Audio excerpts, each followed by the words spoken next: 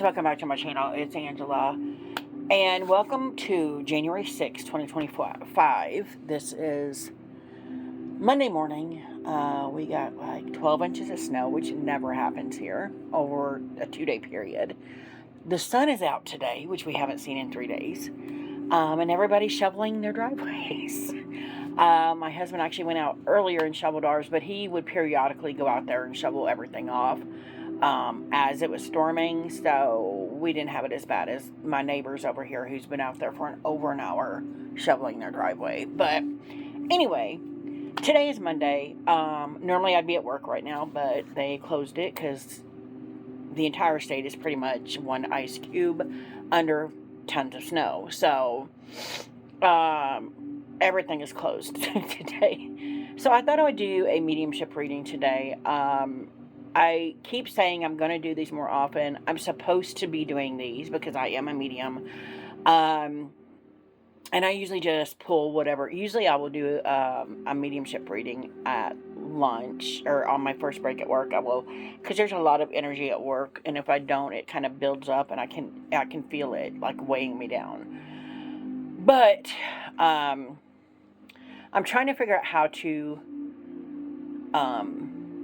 make this more public for other people to get mediumship readings from me.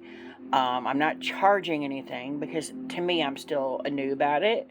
So if anybody out there decides they want a mediumship reading and they're okay with me doing it on a video, that would be fantastic, because I am vowing to try to do these every Monday like I used to do them, and I was always saying I was going to do them because it's Mediumship Monday. There are a couple other videos I want to do today. I do want to start doing a world event spread every month. I found last year I was doing them more and more, and I found the more I did them, the more they came true, and the faster they came true. I have realized I'm either some kind of oracle or prophet or something, because all the dreams I've had throughout my life, most of them have come true. Either albeit a warning or something happening. Usually focusing around the new moon, I have the craziest dreams, and then all of a sudden they're coming true. So crazy. But I did do a oh my gosh, meditation and protection, and did ask, whoever's here, because as a medium, I know they're always all around me all the time. Spirits are trying to get my attention or whatever, and sometimes it happens in the weirdest of ways, but that's the life of a medium, right? So I pulled from, I've not looked at these yet, they're in order of how I do them in my spread that I created. We have the Truth Oracle, the Stretch Tarot, and the, oh my gosh, I just said it in my brain a while ago, now I can't remember the name of it. Oh my gosh, y'all are probably screaming at the screen right now. This is the Heartwood Tarot. The first one is the Heartwood Tarot. Now, these are not my decks of the week. And in fact, I may pause this to pull another deck that seems to be all of a sudden now calling me a deck that I usually put in these videos for mediumship readings. And like I said, if anybody ever decides they want a mediumship reading from me, just let me know and I will do a video like this on that. Usually I pull the cards ahead of time and don't look, and then because you don't want to see me for 20 minutes shuffling, I filmed this on my phone, so it doesn't really have a lot of space to be able to film a whole hour-long video or whatever. But I do mediumship readings at work quite often. Every day I pull a card at my first break to see who's with me. A lot of times it's a relative of an employee that works there, which shocks them. A couple people, it's no longer shocks them. I'm like, hey, did you know Uncle so-and-so? And they're like, yeah, of course. it's for me. But a couple, we haven't gotten a lot of new people in, so a lot of them are still not understanding what I do until I do it, and then they're like, oh, crap. So, it even shocks me at this point when I'm correct on things, and I should know by now that it's spirit that's relaying the message through me, not the other way around. So, without further ado, and this is not just for me, it can be for me, anybody else out there. If anybody resonates with this reading, let me know. So the first card I always pull in my spread, I did from the Heartwood Tarot, and I will simply ask, who are you? And the card that I pulled is the Lovers. Wow. So in my world, the Lovers could very well be two people coming through together. Maybe a man and wife, or sister and brother, aunt, nephew, niece, uncle, whatever the pairing. It it's something that there was love there. It doesn't necessarily mean romantic love, but to me, it's usually meaning there's two people coming through. Interesting. And it's usually man and woman. So interesting. And it's card 6, and I'm learning a little bit more about numerology here lately, but not in depth to know what the 6 means offhand. Okay, so the next card I pull, I usually pull, what is your personality? And I'll do a card on each side of this from a different deck. And this was the Stretch Tarot, and I pulled the 5 of Swords. Interesting. And it's, there's keywords on this deck, which is why I love it for this, is defeat. And you see there's 2 people in there, a man and a man. And there's 2 people down here, a man and a man. Interesting. And then, again, another card, it's the King of Pentacles. So, almost like there's 2 people coming through, a man and a woman, but the man is more prominent. He's the head of the household. He's the head of whatever's happening on the other side. Interesting. I do feel it's an older couple. It could very well be my grandparents. They have both passed. My grandmother more recently. My uncle passed. Their son, their oldest son, passed 2 weeks ago, 3 weeks ago now. And I could have sworn I saw him at the funeral, like walking down the aisle listening to the song that was playing, which is the song he asked them to play when he died. And then my grandmother and grandfather kind of popped in to kind of take him away, which I found was very interesting. I didn't see them. I just saw like a white light, like 2, actually there was 3 white lights, in the front next to his coffin. And then he was sitting, and he walked down the aisle and sat in the front row and was listening to the song. And when the song was over, the 3 white lights basically was like, come on, we need to leave now, and took him with them. So it was a very weird experience. I've never physically had that happen before, which I found was interesting. So it could very well be that, my grandfather's coming through, and he's showing the King of Pentacles, and the 5 of Swords, which is defeat. It could very well be him coming through with my grandmother behind him. So the next cards I would normally pull in my spread, I ask for, what did you learn in life? And I pulled from the Truth Oracle, the Rose, Passionate Love, Thorns, and Short, which is interesting because, I said it doesn't necessarily mean romantic love, but it is almost feeling like it's my grandfather and grandmother. Passionate Love, Thorns, and Short. She was very small. He was very tall. And Thorns and Passion, there was ups and downs to their relationship. And, of course, they had a passionate love until he died, which I find interesting. That's quite interesting. And then I pull, what did you learn in death, from the same deck. Addiction, drug, alcohol, obsession, toxic attachments. So in death, they both learned, and I've said this before, I'm pretty sure, what's the good word I'm looking for? They recognized in death the damage they did to their children, pretty much. And now they're trying to make up for that. My grandfather more than my grandmother, because my grandmother, I feel like, because she's passed in the last 3 years, is still going through some kind of training. Not training, kind of like review of her life. And is like really still in the newbie stages of death, if you will. My grandfather's been dead for over 30 years. So he's got this, yes, I've had this toxic relationships that I need to mend. Which makes total sense that he would learn this in death. Okay. Yeah, it's really starting to feel like my grandfather coming through. Wow. So then this card is normally above the lover's card, and I don't have the space here to show you. But above in each corner now there's 4 corners here. And so for here and here, I would ask from the first deck again, the Heartwood, I would ask, and I did ask, what advice or message do you have for me or anyone else? Message for me or anyone else. The 9 of Pentacles. Wow. And then here would be the 3 of Wands. These 2 are beautiful. I felt like I needed a sweeter kind of deck in here to offset the harshness that I often get with the Stretch Tarot. The Stretch Tarot is one of my top 5 favorite decks ever. And I am a dark, twisty kind of gal. But in this respect, for some reason, the Heartwood jumped out at me and the Stretch Tarot jumped out at me. So it makes sense. Because as harsh and as abrasive as they were in life, they've learned otherwise. There's other ways of handling situations in death.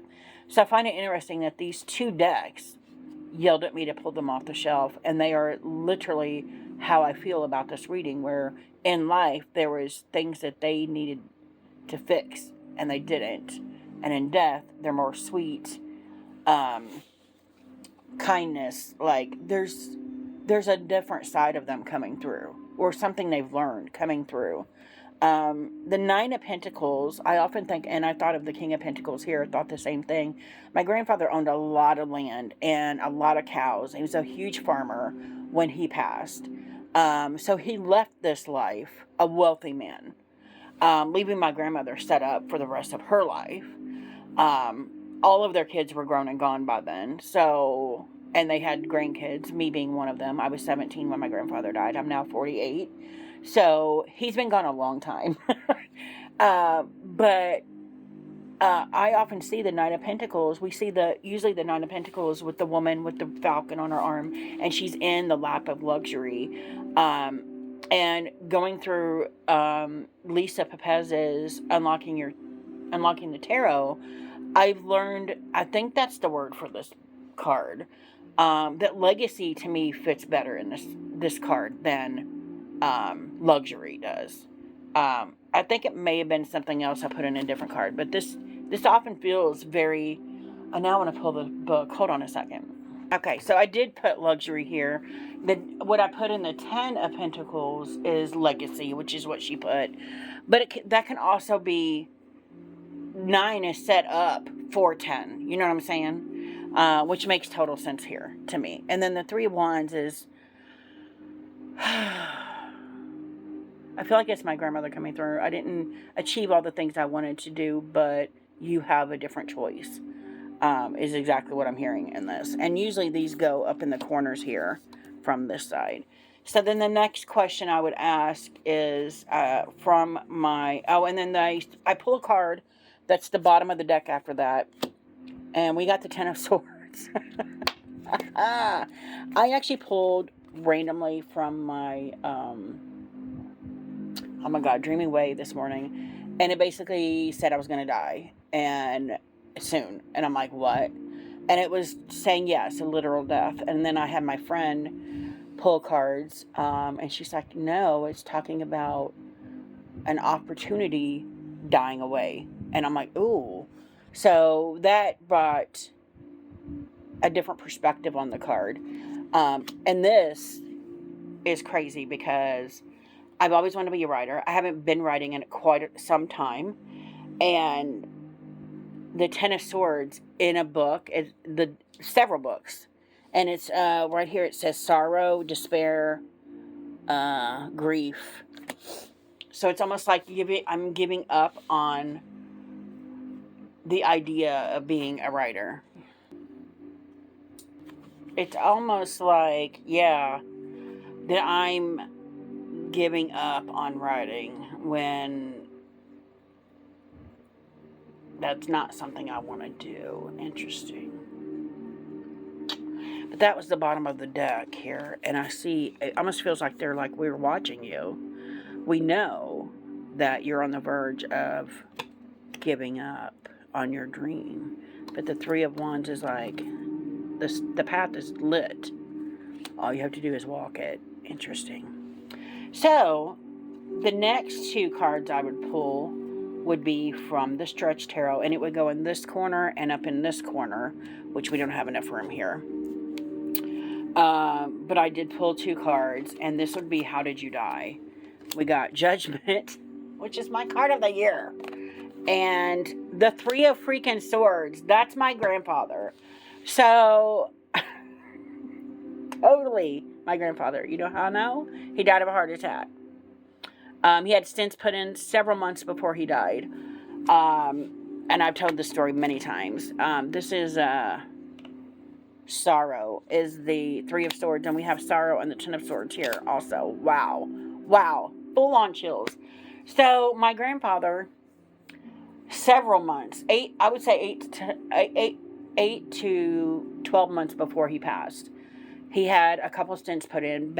This was back in the 90s, early 90s. So back then it was a bigger deal than it is now. It was a very more difficult procedure, and he was an older gentleman, and in his early 70s. So and he had a lot of other health issues as well. But okay, my husband's distracting me because he's going out there trying to get my car to get out of the driveway. We have so much snow that I have a tiny car.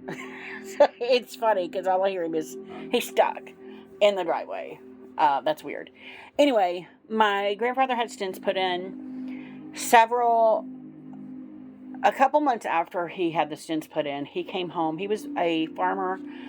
I never saw the man out of patched overalls and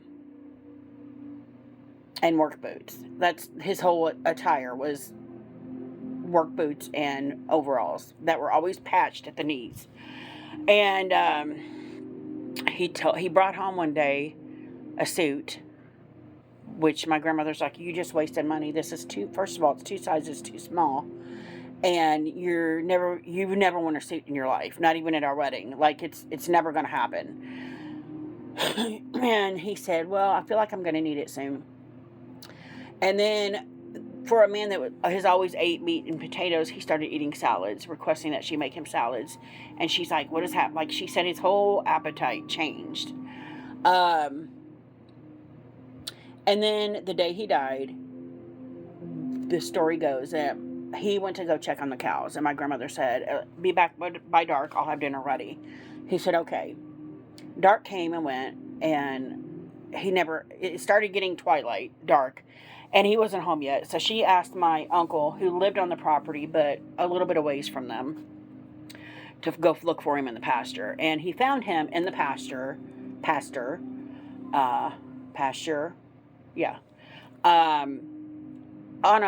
leaning over a fallen log or tree, on his knees, with his hands interlocked as if in prayer, with tears streaming down his face, and he had passed away. And once he passed, all these horrible stories started coming out, and I'm like, what? Because I just thought of him as this huge teddy bear, but he was apparently a horrible father to all 12 of his children. And I'm like, holy crap. Even my dad, that would come to pick my mom up for a date, said he had to intervene a couple of times before my grandfather, like, beat one of my uncles to death. Like, it was bad. And I'm like, what? That's crazy. But he died leaning over a tree stump of a heart attack. He was the first of now 3 that has passed in my family, of men in my mom's side of the family, that have died of heart attacks. And it was instantaneous. Instant. And now I've had a couple stents put in over the last year. That was my trauma of January of last year. I have a cousin that's 6 months older that has had 8 put in. It's a huge thing in my family. So when the Three of Swords comes up now, it's not necessarily talking about heartbreak as in a broken heart due to a failed relationship. It's usually heart attack. So, and then the fact that the Judgment card came through. And to me, that's a transformation of, and you got the Egyptian sarcophagus here. Like, it very much speaks to me of my grandfather, all of this. And that he's kind of watching me because of my heart issues. Interesting. So the bottom of the deck for that one would be the Seven of Cups, and it's all about choices. The choices we make now can impact our future, and that makes total sense to me because I've had to take a hard, long look at what I eat, how I exercise, things like that. And then this year I'm taking a hard, long look at my spiritual practice and beliefs and where I want to go with that. And maybe that for now, that makes the books set aside because I'm looking at more spiritual things. So that's interesting. So then usually there's 4 corners left here, and I usually pull 4 cards from the oracle deck that I pulled from, and I will say, hey, do you have any more advice, any further information on your death, anything you got? This is your time to shine for whoever is passed. And so I pull the Taboo card, limit, crime, forbidden love, curiosity. So that could be about even speaking to him, because I don't know that he believed in this kind of stuff. Yeah, he's come through the cards a few times. So maybe in life he was like, this is taboo, but in reality it's just another form of communication. Interesting. I love that card though. Isn't that beautiful? Then we got silence, keep silent, coercion, or hint. And I pulled this a few times when he's been in the thing. Maybe he's trying to tell me you shouldn't be talking about these things. But at the same time, I think most of our family has kept silent for long enough. So that I will disagree with him on, because silence isn't always golden. If you don't know, like I didn't know there were so many people in my family that has had near heart attacks or near deaths, or of all having heart problems, or I would have taken my heart situation more seriously and not found myself in December 2023 in the hospital having a heart attack. So silence isn't always the best situation here. And then when it's about abuse also, it's never okay to be silent, ever. And then we got law, lawyer, judge, police. And I almost feel like that's, his way of saying there is a judgment here, because from what I found, he was not a nice father or a nice husband. He provided for them, and that was expected of a man, and that's all he was capable of doing. There was no, I feel like he loved in his own way, but I feel like he's also telling me there will be judgment on this side. Maybe self-judgment, but you will be recompensed. I don't know if that's the word I'm looking for your actions in life. There will be repercussions, even in death, for what you've done in life. And then the last card I pull, single, isolation, independent, alone. And this is, of course, I feel like not just him, but all my ancestors saying, once again, because when I first started my mediumship, tarot, spiritual journey, before I even picked up a tarot deck, I was basically told by my grandmother on my dad's side, you are not alone. We are always with you. Someone is here with you always. Even if you feel like you're single, isolated, by yourself, alone, you're never truly alone, because there's always someone with you, guiding you, helping you, protecting you, whatever. You just have to believe that they're there. And I find that beautiful. So that's interesting. That was interesting. I do get into more in-depth when it's someone I don't know. Stuff just comes through. But my grandfather always seems very cryptic. And, of course, we're back to having my grandmother in the background of him. Like, it almost feels like he never came through until my grandmother died. Then it was almost like he resumed the role of head of the household. And it's not like he's not letting her talk. That's not really, to me, how it works on the other side. She's allowed to talk. But she's by his side. And she's allowing him to finally speak, if that makes sense. Or she's given him permission to speak to us, to me. Anyway, that's what I got for you guys. If you have any questions, comments, concerns, don't hesitate to comment below. If you like this video, give me a thumbs up. If you want to see more, please subscribe. And don't forget to hit that notification button so you're alerted to any future videos. And again, if anybody wants a mediumship reading, like I said, I don't charge. I don't feel like I'm practiced enough to do this to charge for it. But if anybody wants a mediumship reading, just to give me practice, let me know in the comments. And I'll talk to y'all later. Bye.